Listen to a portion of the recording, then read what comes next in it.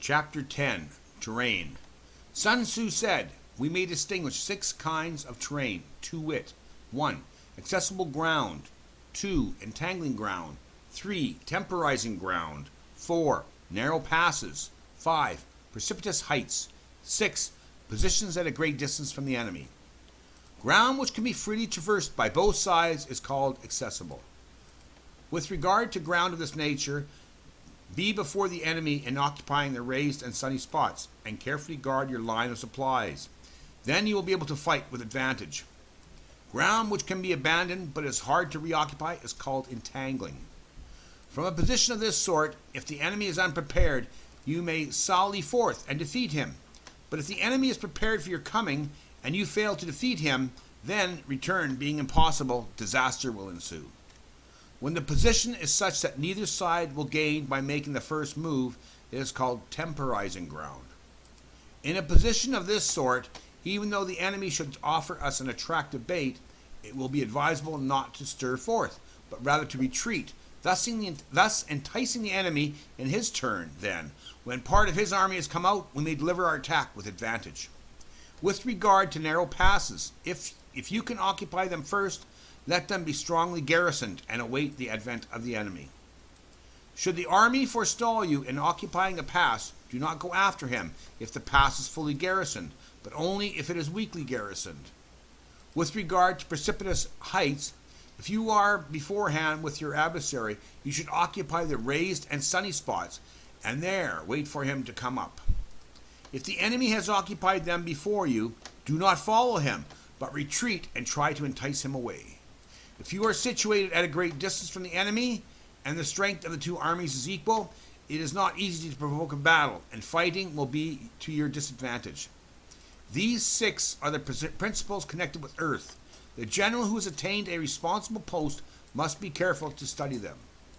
Now an army is exposed to 6 general calamities, not arising from natural causes, but from faults for which the general is responsible. These are 1. Flight, 2. Insubordination, 3. Collapse, 4. Ruin, 5. Disorganization, 6. Rout.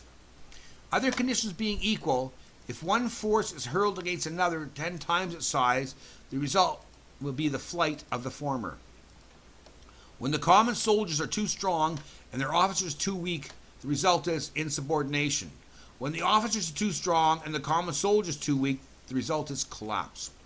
When the higher officers are angry and insubordinate, and on meeting the enemy give battle on their own account from a feeling of resentment before the commander-in-chief can tell whether or not he is in a position to fight, the result is ruin. When the general is weak and without authority, when his orders are not clear and distinct, when there are no fixed duties assigned to officers and men, and the ranks are formed in a slovenly, haphazard manner, the result is utter disorganization. When a general, unable to estimate the enemy's strength, allows an inferior force to engage a larger one, or hurls a weak detachment against a powerful one, and neglects to place picked soldiers in the front rank, the result must be rout. There are 6 ways of courting defeat, which must be carefully noted by the general who has attained a responsible post. The natural formation of the country is a soldier's best ally, but a power of estimating the adversary, of controlling the forces of victory, and of shrewdly calculating difficulties, dangers, and distances constitutes the test of a great general. He who knows these things, and in fighting puts his knowledge into practice, will win his battles. He who knows them not, nor practices them, will surely be defeated. If fighting is sure to result in victory, then you must fight, even though the ruler forbid it.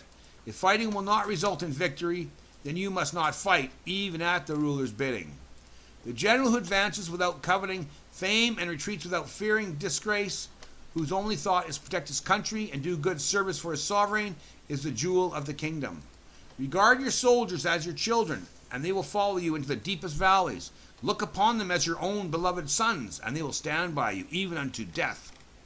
If, however, you are indulgent, but unable to make your authority felt, kind-hearted, but unable to enforce your commands, and incapable, moreover, of quelling disorder, then your soldiers must be likened to spoilt children. They are useless for any practical purpose. If we know that our own men are in condition to attack, but are unaware that the enemy is not open to attack, we have gone only halfway toward victory. If we know that the enemy is open to attack, but are unaware that our own men are not in a condition to attack, we have gone only halfway towards victory. If we know that the enemy is open to attack, but also know that our men are in condition to attack, but are unaware that the nature of a ground makes fighting impractical, we have still gone only halfway toward victory. Hence, the experienced soldier, once in motion, is never bewildered. Once he has broken camp, he is never at a loss. Hence the saying, if you know the enemy and know yourself, your victory will not stand in doubt. If you know heaven and know earth, you may make your victory complete.